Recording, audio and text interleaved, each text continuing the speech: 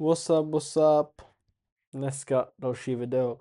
Dneska je to další freestyle, ale nebojte, jedno propracovaný video už je na cestě. Natáčel už jsem to, ale furt to není takový, jaký bych chtěl.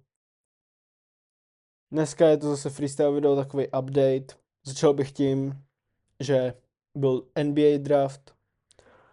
Dibansna byl draftovaný Wizards. Podle mě Wizards teď budou fakt zajímavý tuhle sezónu, protože AD, Young, kdo tam ještě je, teď nevím, jak se jmenuje, ale pak je tam ještě ten Dibansna, myslím, Sheriff Cooper tam je. Jmenuje se tak, že jo. Nejsem kokot, víte, Ash Cash, you know what.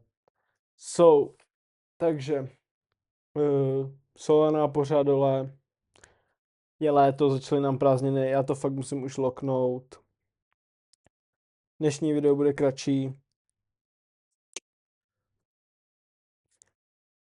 Můj music taste. Dneska to dám tak, že tu budou dvě music tasty z minulého týdne a myslím, že z tohle, anebo jo, nějak tak. Tady je jedno, boom boom, tady je druhý, boom boom. Pak YouTube, poslední době mám peak YouTube jako svině, fakt jakože hodně a mám tady 3 videa, který bych jako chtěl zmínit, protože podle mě je to fakt peak. Jedno je tady, fakt dobrý bylo, druhý je tady a třetí je tady. Šílený to je a ty videa jsou fakt zajímavý a fakt jako taky kinematografie je fakt hustá. Baví mě to. Co se ještě tak stalo? Chtěl jsem lístky jak na Rockyho, tak na Dona. Fimi je tady ještě, ale na to asi nepůjdu. Nine, to už je pozdě, 3.7. vystoupí, takže to už je pozdě. 3.7. vyjde Experiment a pak myslím, že 10. nebo kdy má vycházet The Real Me od Futura. Takže uvidíme, na Experiment se fakt těším.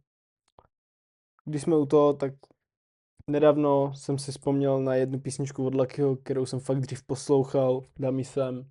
Je fakt výborná, fakt mě bavila hodně. A teď mě začala znovu bavit. Yes sir, grindím furt, posouváme to dál a dál. Doufám, že to je vidět. To je nějak to všechno, dneska fakt kratší video. A je takový update, že fakt na to neseru. A je to tak, no. Nevím, co bych dál řekl. Těšte se na další video. Dával jsem si s tím fakt práci a dávám si s tím fakt práci doteď. Takže jsme tak, konec, boom.